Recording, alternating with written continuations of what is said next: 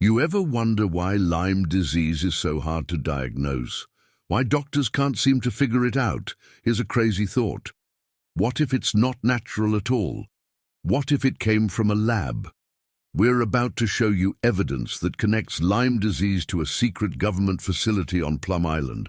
And trust me, once you see this, you'll never look at ticks the same way again. Plum Island is this tiny speck off the coast of New York that's been giving people the creeps for decades. The government says it's just an animal disease research center. But why all the secrecy? Why can't anyone get close to it? Reports circulate about strange creatures washing up on nearby beaches. These things look like they crawled out of a sci-fi movie. Locals tell stories of weird noises coming from the island at night. What's really going on there? Plum Island has a history, and it's not pretty. It started as Fort Terry, a coastal defense post to protect New York Harbor. But after World War II, things changed. The government had other plans for this little island. In the 1950s, Plum Island got a makeover. The Department of Agriculture set up shop. They said they were going to study animal diseases. Sounds innocent enough, right? But this wasn't just any old research facility. It was top secret, high security stuff. Now, why would you need that kind of security to study cow diseases? It doesn't add up. Around the same time, the US government was running all sorts of secret programs. MK Ultra, Operation Paperclip, you name it. Could Plum Island be connected to these darker government projects? The island is off limits to the public. Armed guards patrol the perimeter. They've got their own fire department, their own power plant. It's like a little self-contained city out there. And nobody's talking about what goes on inside. People have tried to find out. Journalists, activists, even politicians have asked questions. And you know what they get? Stonewalled. The government's tight-lipped about Plum Island. They'll tell you it's for safety reasons, to protect against the spread of diseases. But is that the whole story? In the early days of the facility, they were studying some nasty stuff. Foot and mouth disease, African swine fever. These are diseases that could wipe out entire livestock populations if they got loose. But was that all they were studying? There are whispers about other experiments. Genetic engineering, biological weapons, things that would make your hair stand on end. We're not saying that's definitely what's happening, but when you look at the secrecy, the security, it makes you wonder. The government has a track record of secret research programs that push ethical boundaries, that put people at risk. So is it really that far-fetched to think there might be more to Plum Island than they're letting on?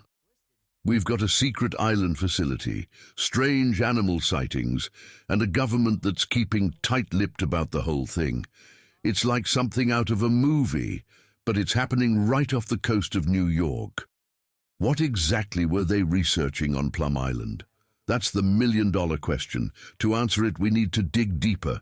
We need to look at who was involved, what kind of equipment they were using, and what kind of results they were getting. If they were just studying animal diseases, why not be more open about it? Why not let people see the good work they're doing? The secrecy alone is enough to make you suspicious. And when you start looking into the history of the place, well, that's when things get really interesting. Let's take a closer look at what we know about the research on Plum Island. Because once you see the connections, once you understand the bigger picture, you'll never look at this little island the same way again. Let's connect some dots. A secret island, bizarre experiments, and a tight-lipped government. But here's where it gets twisted. There's a direct link between Plum Island and Hitler's top bioweapons researchers. Sounds crazy, right? But sometimes truth is stranger than fiction. Enter Erich Traub. This guy was a big deal in Nazi Germany, working directly under Heinrich Himmler. His specialty, weaponizing animal diseases. The same kind of research that was supposedly going on at Plum Island. Think about this for a second. You've got a top Nazi scientist who spent years figuring out how to turn cow diseases into weapons. And then suddenly he's visiting a secret US facility that's studying cow diseases. Coincidence? Maybe, but it sure makes you wonder. Traub wasn't just passing through either. He visited Plum Island multiple times in the 1950s. We're talking extended stays, working with researchers, sharing his expertise, the same expertise he gained while working for the Nazis. Here's where it gets even weirder. The stuff Traub was working on in America, pretty much the same as what he was doing back in Germany. Nasty stuff that could wipe out entire herds of livestock.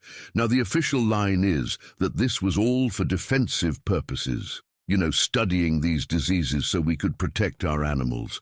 But think about it. If you can figure out how to stop a disease, you've also figured out how it works. And if you know how it works, well, let's just say the line between defensive and offensive research can get pretty blurry, especially when you're dealing with a guy who used to work on offensive bioweapons for the Nazis. But here's the real kicker. Traub wasn't just visiting Plum Island. There's evidence to suggest he played a big role in setting up the whole research program there. A former Nazi scientist, an expert in weaponizing animal diseases, helping to establish a secret US government facility. Now, I'm not saying Plum Island was definitely a bioweapons lab, but when you look at all the pieces, the secrecy, the Nazi connection, the type of research they were doing, it sure raises a lot of questions. And let's not forget, this was all happening during the height of the Cold War. The US was in an arms race with the Soviets, and biological weapons were seen as the next big thing. Is it really that far-fetched to think they might have been exploring every option? Of course, the government has always insisted that Plum Island was just about protecting American agriculture, but if that's true, why all the secrecy? Why bring in a guy like Traub with his dark past and specific expertise? The more you dig into the history of Plum Island, the more connections you find to some pretty shady stuff. And Eric Traub is just the tip of the iceberg. There were other scientists involved too, each with their own specialized knowledge. So next time you hear about Plum Island being just an innocent animal disease research center, remember Eric Traub and ask yourself, what were they really doing out there on that isolated little island? But hey, maybe it's all just a coincidence. Maybe bringing Nazi bioweapons experts to work on a secret island facility was totally innocent. But if they were just studying animal diseases, why all the cloak and dagger stuff? What were they trying to hide? So we've seen how the government brought Nazi scientists to work on a secret island. But what happened after bioweapons research was officially banned? Well, here's where things get really wild. In 1969, President Nixon banned offensive bioweapons research in the US. Sounds good, right? But there was a catch. They could still do defensive research. Now you might be thinking, well, what's the difference? Well, that's where things get tricky. To defend against a bioweapon, you need to know how it works. And to know how it works, you need to make it. See where this is going? It's like they just changed the labels. The research, pretty much the same. It's a fine line and it's easy to cross. Now, there's the Biological Weapons Convention that a bunch of countries signed, including the US. But it's got about as many teeth as a newborn baby. No real way to enforce it. So what does this mean for places like Plum Island? Well, it's not looking good. There's evidence suggesting that bioweapons work might have continued there under the guise of defense. Let's talk about some real-world consequences. In 1978, there was an accidental release of foot and mouth disease from Plum Island. They say it was contained quickly, but it led to new safety procedures. Think about that. If they can accidentally release one disease, what else might be slipping through the cracks? And it's not just the US we need to worry about. Other countries have been suspected of continuing bioweapons research too, despite the bans. It's like a global arms race, but with germs instead of nukes. Experts are pretty worried about all this. They say the current state of bioweapons research globally is concerning. Many nations could be developing biological agents that could be used in warfare, all while claiming it's just for defense. Now you might be thinking, okay, but why should I care? This all sounds like something out of a movie. Well, here's why it matters. These experiments, even if they're meant for defense, can go wrong.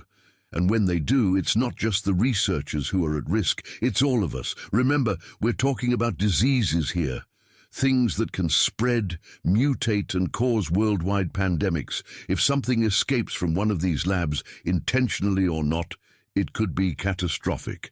And with the level of secrecy around these facilities, how would we even know where it came from? So what were they really working on at Plum Island? What kinds of diseases were they studying?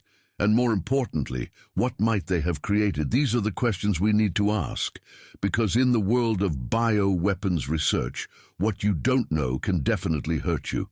Let's take a closer look at some of the specific diseases studied on Plum Island, because once you see what they were dealing with, you'll understand why people are so worried. And trust me, it's not just your average cow flu we're talking about here. Imagine a disease that could devastate a country's economy without infecting a single human. Sounds far-fetched? It's not. And the US government's intense focus on this virus raises some eyebrows. Foot and mouth disease. Doesn't sound too bad, right? Wrong. This isn't about humans at all. It's about our food supply. Here's the deal. Foot and mouth disease is a highly contagious virus that hits cloven-hoofed animals. Cows, pigs, sheep, goats. Basically, a huge chunk of our livestock. And when it strikes, it's brutal. What happens when the animals providing our meat and dairy suddenly fall ill? We're talking about a potential economic meltdown. Just look at the UK in 2001. An outbreak led to the slaughter of over 6 million animals and caused nearly $10 billion in economic damage. Now imagine that in the US. But here's where it gets weird. Why was the US so interested in a disease they claim to have eradicated? The official line is protection against potential outbreaks. But when you consider the level of secrecy around Plum Island, you've got to wonder. Get this. The US military had actually researched weaponizing foot and mouth disease during the Cold War. They were looking into ways to use this livestock virus as a bioweapon. And now they're studying it on a secret island? Makes you think, doesn't it? Now, you'd expect some serious safety measures, right? Well, Plum Island did have containment procedures, but their safety record not exactly stellar. In 1978, there was a major breach. The virus somehow escaped into the cattle-holding pens. They had to slaughter all the animals on the island to contain it.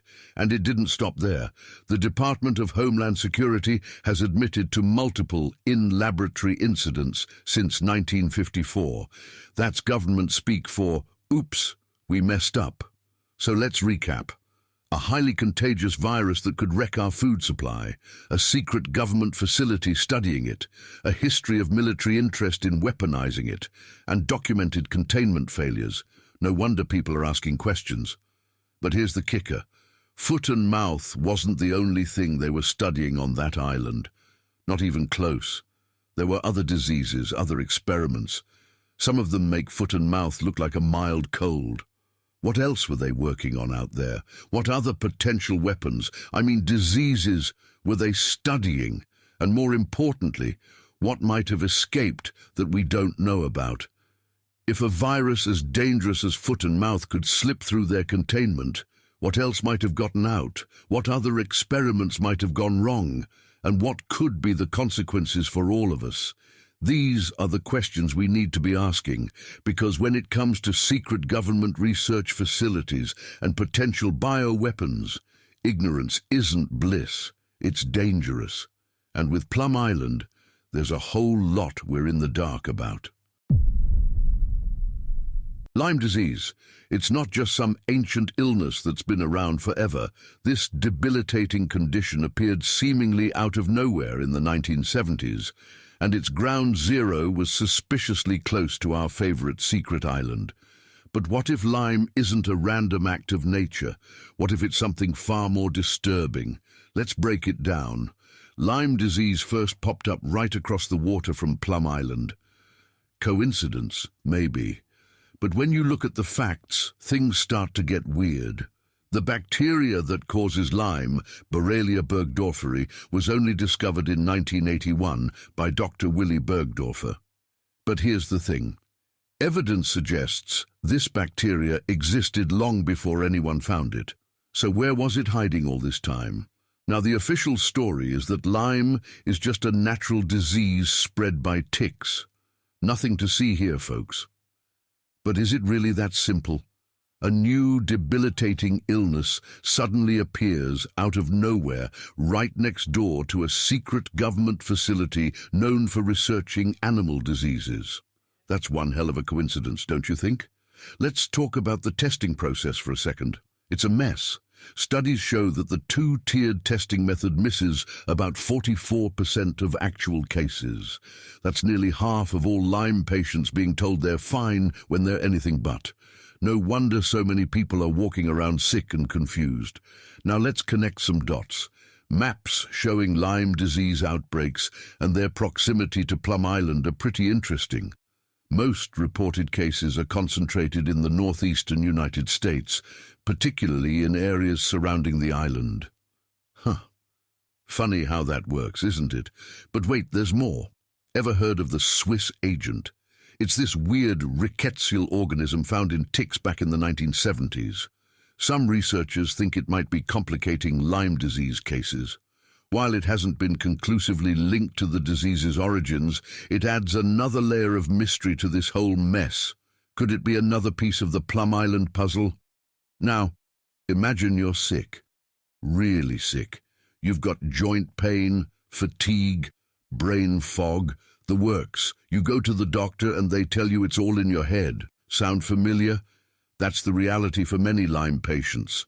They're dismissed, told their symptoms are psychosomatic, or that Lyme disease is rare. Meanwhile, they're suffering with no answers and no treatment. Here's where it gets really interesting. The CDC seems pretty reluctant to even consider the possibility that Lyme disease might have originated from Plum Island research. They say they're focused on maintaining public trust and avoiding panic. But at what cost?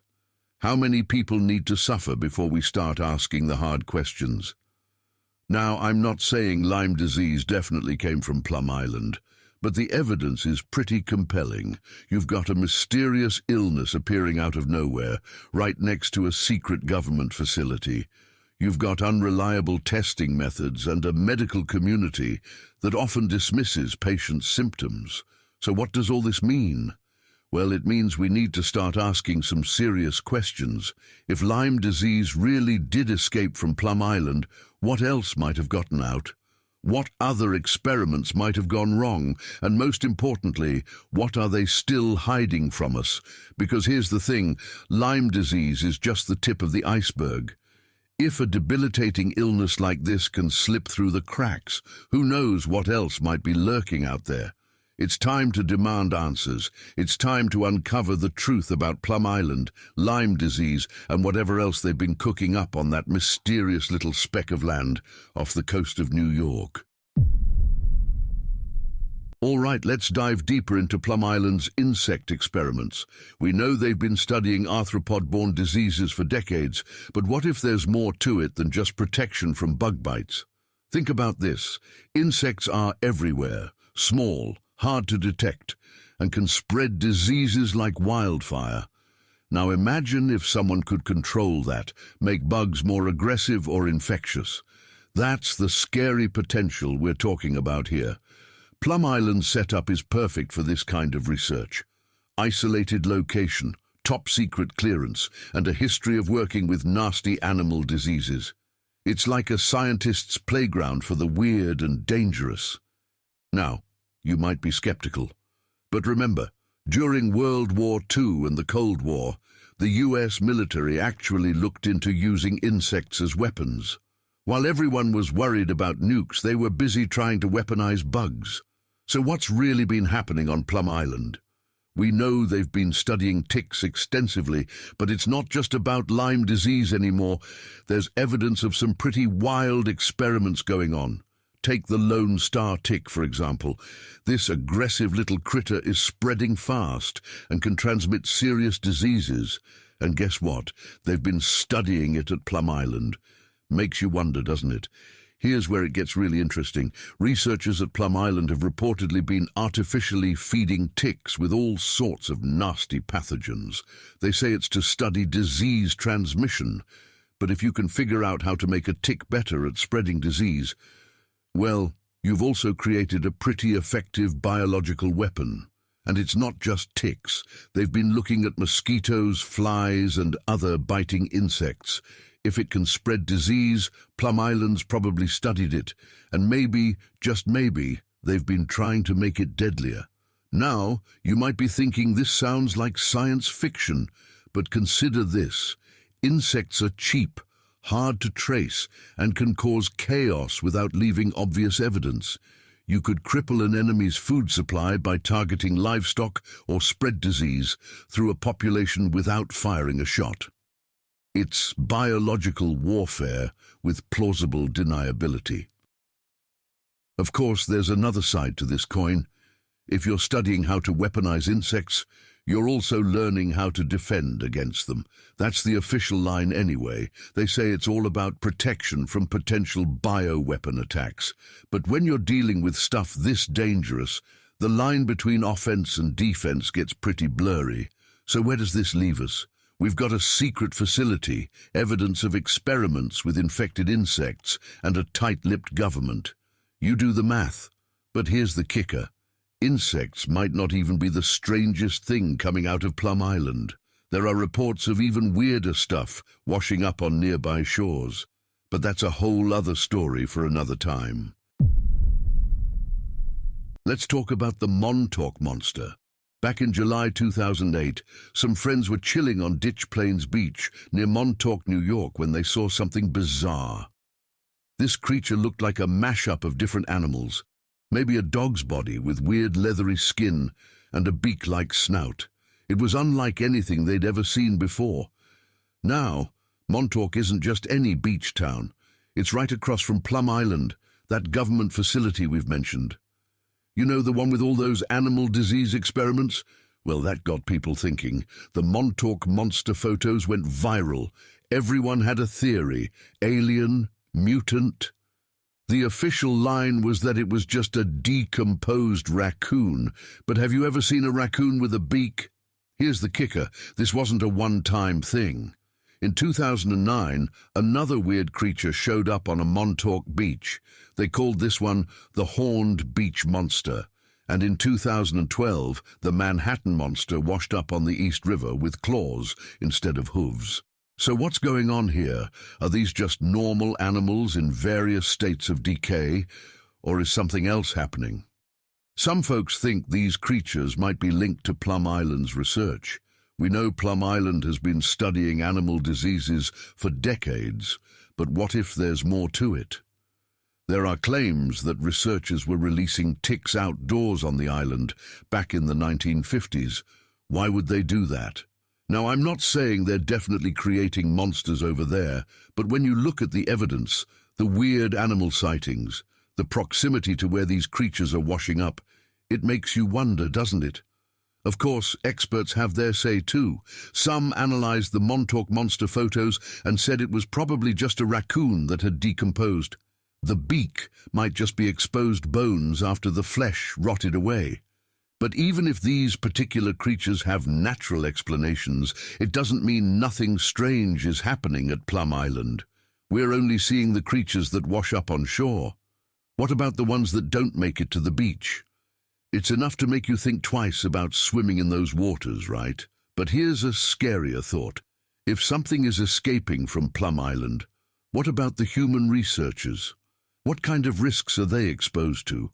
And what might they be bringing back to the mainland? Because let's face it, if there's one thing scarier than weird animal sightings, it's the possibility of something affecting humans. But that's a whole other story, isn't it? We've talked about mutant animals, but what if some of those test subjects weren't animals at all? A chilling discovery near Plum Island raises disturbing possibilities. A human body with unexplained surgical alterations was found. Are we looking at something far darker than we imagined? Now, the government denies any human experiments on Plum Island, but let's be real. Governments have a history of lying about this stuff. Remember the Tuskegee syphilis study? That went on for 40 years before the truth came out. So what about Plum Island? There are whispers, rumors that some animal experiments might have involved human subjects. Crazy, right? But let's look at the facts. In January 2010, a body washed up near Plum Island. A 6-foot-tall black male with no obvious trauma. Sounds normal, until you hear about the 5 holes drilled into his skull. 5. These holes suggested prior neurosurgery or experimentation. On an island known for biological research, you do the math. Think about it. Plum Island studies diseases that jump from animals to humans. To really understand these diseases, wouldn't you need human test subjects? I'm not saying they did it. I'm just saying it makes a twisted kind of sense. And it's not just one body. There are reports of unexplained disappearances in the area around Plum Island. Now, I'm not saying every missing person ended up in a lab, but when you've got a secret facility and people going missing nearby, it sure makes you wonder. Now, let's talk about the implications. If human experimentation is happening on Plum Island, what's the end game? Are they trying to create super soldiers, develop new biological weapons, or is it something even darker that we can't even imagine? And here's the really scary part. If they are conducting human experiments, how long has it been going on? How many people have been affected? And what might have escaped from that island that we don't know about yet? These are uncomfortable questions, but they're questions we need to ask. Because if there's even a chance that our government is conducting secret experiments on human subjects, we have a right to know. We have a responsibility to find out the truth. So what does all this mean? Well, it means we need to start digging deeper. We need to look beyond the official statements and start asking the hard questions. Because if there's even a shred of truth to these rumors, the implications are staggering. And that's something we can't afford to ignore. Whistleblowers silenced, documents destroyed, disinformation campaigns. Keeping Plum Island's secrets isn't easy, but the government's got some tricks that'd make Houdini jealous. Let's dig into the real-life cover-ups of Plum Island. The government's got a whole arsenal of tricks to keep things under wraps. Take the Freedom of Information Act. Sounds great for uncovering secrets, right? Not so fast. When it comes to Plum Island, FOIA requests often hit a brick wall of national security excuses. And even if you get documents, they're so redacted you'd think a marker-wielding toddler got to them first. But sometimes the truth slips out. In 2004, Jim McCoy, a former Plum Island safety officer, tried to blow the whistle on safety violations. What happened? He got fired. The official reason? Lack of professionalism. Yeah, right. Convenient timing, don't you think? Then there's the case of the vanishing deer. In 2013, a FOIA request revealed Plum Island had been experimenting on deer. But when people started asking questions, those documents mysteriously disappeared. Poof, gone, like they never existed. And let's talk about the Lyme disease controversy. When researchers suggested a link between Plum Island and the Lyme outbreak, suddenly there was a flood of studies claiming no connection. Coincidence? Maybe. Or maybe it's just another piece of the cover-up puzzle. But here's the thing about truth. It's like water. You can try to dam it up, but it always finds a way to seep through. And that's what's happening with Plum Island. Bit by bit, the truth is coming out. Whistleblowers are speaking up despite the risks. Journalists are digging deeper, and people are starting to ask questions. So what does this mean for us? We need to stay vigilant, keep asking questions, keep digging for the truth. Because if there's one thing we've learned from all this, it's that the government will go to great lengths to keep its secrets. But the truth has a way of coming out. And when it does, it's going to be one wild story. Now, don't take my word for it. Some pretty interesting stuff has been leaking out about Plum Island lately. things are about to get even weirder. So let's look at what's been happening recently. Because while the government might be good at keeping secrets, they're not perfect. You think Plum Island's secrets are locked up tight? Well, get ready for a whole new can of worms. The government's shutting down the island lab and moving it to Kansas. Yeah, you heard that right. The heartland of America's livestock industry. What could possibly go wrong? Let's break it down. The Plum Island Animal Disease Center is closing up shop and relocating to a new facility in Kansas called the National Bio and Agro Defense Facility, NBAF. It's set to open in 2023. Now you might be thinking, okay, so they're moving. What's the big deal? Well, here's where it gets interesting. Kansas is smack dab in the middle of America's livestock country. We're talking millions of cows, pigs, and other animals, and they want to put a high-security biological research facility right in the middle of it all. Does that sound like a good idea to you? Because a lot of people aren't too happy about it. Think about it. If something goes wrong, if a disease escapes, it could spread through the livestock population faster than you can say mad cow. We're talking about a potential catastrophe for the entire agricultural industry. And let's not forget, that's a big part of America's economy. Now, the Homeland Security Department says not to worry. They claim the NBAF will have all sorts of fancy safety measures in place. But here's the thing. How can we be sure? Remember, we're not dealing with a small island anymore. This is the mainland, folks. And it's not just random folks worrying about this. Experts are raising red flags too. They're concerned about the risks of conducting this kind of research in such a densely populated livestock area. One slip-up could have far-reaching consequences. But wait, there's more. While everyone's focused on the new facility in Kansas, what about Plum Island itself? What are they leaving behind? Well, turns out the island's got some dirty secrets, literally. Environmental assessments have found all sorts of contamination issues. We're talking about animal waste, hazardous materials, you name it. So what's the plan for cleaning all this up? Good question. The government's been pretty vague about it. They say they'll transfer the island to another federal agency, but the details are fuzzy. And let's be real, how can we trust that they'll tell us everything they find during the cleanup? Now, you might be thinking, okay, but surely moving the facility inland is safer than having it on an island, right? Well, not so fast. Remember, Plum Island was chosen for a reason. If something escaped, the water acted as a natural barrier. But in Kansas, there's nothing to stop a disease from spreading across the entire country. Here's another thing to consider. Plum Island has been shrouded in secrecy for decades. Moving to Kansas might mean more oversight, more eyes on what's really going on. And maybe that's a good thing, but it also means more potential for things to go wrong on a much larger scale. So what does all this mean for us? Well, it means we need to pay attention. The move to Kansas isn't just about relocating a lab.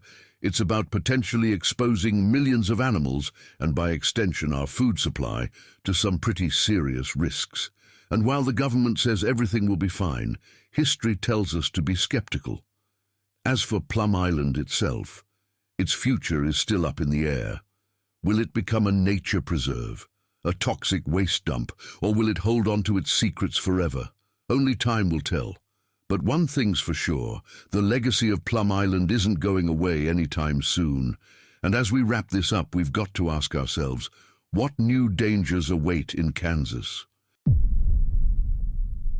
The story of Plum Island is a complex tapestry of scientific research, government secrecy, and wild speculation.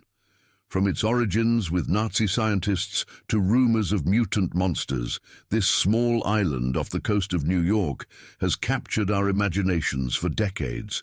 But as the facility prepares to move to Kansas, we're left with more questions than answers. What will happen to the island once the visible operations are gone? Will buried secrets and contaminated soil remain? And what about the new location in America's heartland?